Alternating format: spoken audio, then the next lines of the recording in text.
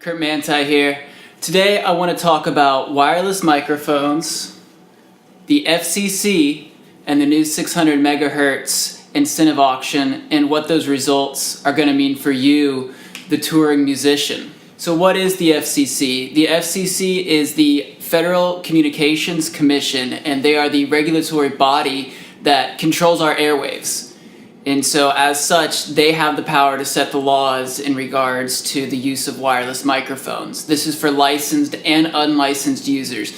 And if you're just in a band and not a large sound company, chances are you are an unlicensed user. So what's been happening is the 600 megahertz band that's anywhere from about 616 up to 698 megahertz, it's gone. It's gone. It's been sold for about $20 billion to T-Mobile. And as such, the FCC is kicking us all out of that space. And so what this means is all of your wireless equipment, anything that's operating in between those bands, that 616 up into that 698 megahertz, is now going to be illegal from 2020 onwards. Right now we're in a transition period.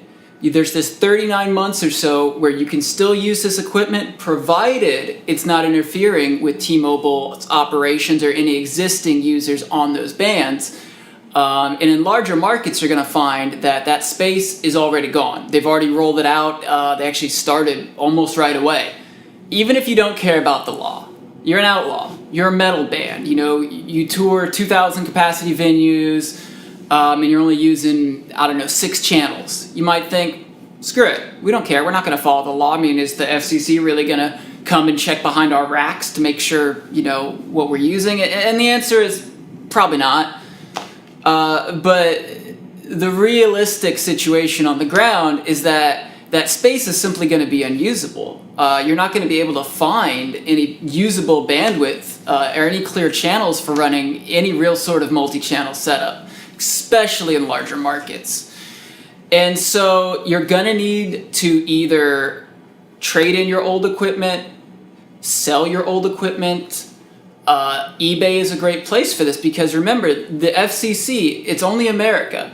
Other countries still allow that 600 megahertz band to be used. So you can sell them to a user in Canada, for example. For those of you that remember, back in 2010, the FCC did a similar thing with the 700 megahertz band. They kicked everybody out.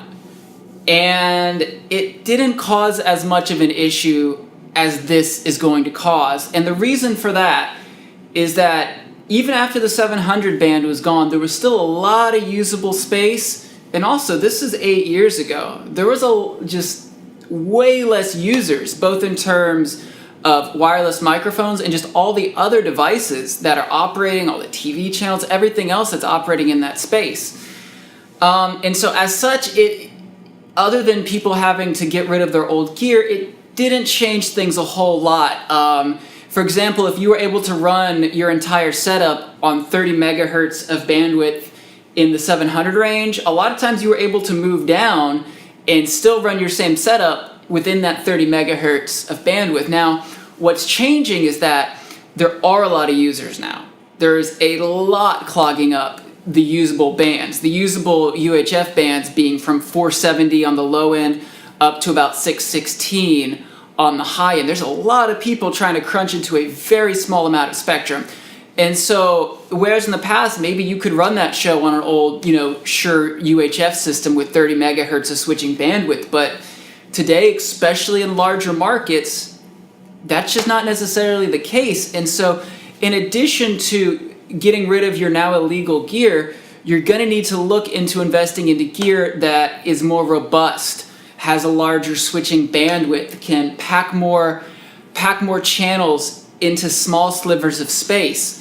And along those lines, you have the new digital systems which have come out in the past few years. You've got like the Shure ulx-d, which, in addition to sounding good, being digital, it can pack a lot into even just 6 megahertz because it's very, very efficient.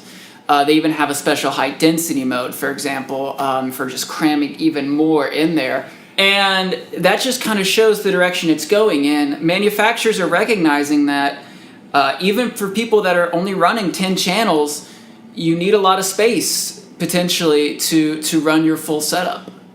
And it's not all about the gear you choose. There's other things that you can do to increase your efficiency. These will be things like properly placed directional antennas, things like using filters to get out all that crud that you don't want coming into the front end of your system. And also things just like using spectrum analyzers, figuring out what is going on in the area, because every area is going to be different. Now, I represent bands on tour, and so I get a lot of feedback on this issue, and, what we're finding is that in big markets, Los Angeles, New York, for example, it's tough to find even a few channels if you're using old gear. And so now might be the time. Now might be the time to upgrade.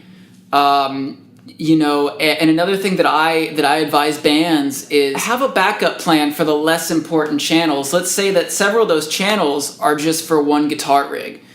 Well, have some cables, have some leads, have them available so that you can clear up space for the vital things, the lead vocal microphone, your in-ear monitors. And this is a misconception I've had to correct with bands before as well. Yes, in-ear monitors go the opposite direction in terms of you wear the receiver and what stationary is the transmitter. However, it's all RF. So the signals do interfere with each other. If your in-ear monitors are, let's say that they're from 516 to 558, that would be the Sennheiser A band, and all of your, transmitters, your guitar packs, your bass packs, your vocal microphones, if those are all also in that band, the 516 to, 558 A band, they all need to be, on their own channels. You're going to have intermodulation issues to deal with. And so, one strategy that I've advised people in the past is put them in different places. Maybe put your microphones at the low end, put those from 470 to 534, and then put your in-ear monitors a little higher. Use the Sennheiser G band, for example. Put them a little higher so you're not competing with yourself, so to speak. And a great way to organize this is just the free software that's out there. Sennheiser's wireless system manager, Sure's wireless workbench. These free software systems can really be great for kind of coordinating your show and just having that blueprint. I don't really deal with people in fixed installations very often. But they've got the good life. Their environment doesn't change that much from day to day. But when you're touring, the RF market in one city, it's going to be completely different, to the RF market in another city. And so being as prepared as you can be is going to be a real benefit for you. So let's do a quick recap now. The 600 megahertz band, it's gone. The FCC has cut it up and they've sold it. So you've got to get out of those bands. Now, even if your gear is legal, even if your gear is under that, it may not be enough anymore because of the coming crunch. But there are ways that you can manage this through proper selection of gear, proper usage of gear, and being prepared. If you have any questions about this, I'm always happy to answer them, advise you on what gear I've seen work the best in the field, and just help you kind of coordinate an RF plan for your upcoming tour, for your sound rental company, for whatever it is you need to make sure that you are staying legal and that you are staying prepared to always be on. Because isn't that what it's all about? I mean, if your microphones, your wireless microphones are mission critical. Your in-ear monitors are mission critical. If those go out, the show is gonna suck. That's hurts you, it hurts your audience, and that's just no fun. So thank you for taking the time to watch this. I've been Kurt Mantheiy.